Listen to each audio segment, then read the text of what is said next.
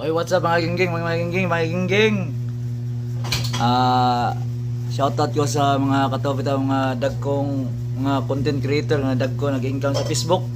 So, higayon na ninyo karon katong pagkahitabo na to karong katong 6.9 sa Linog ba.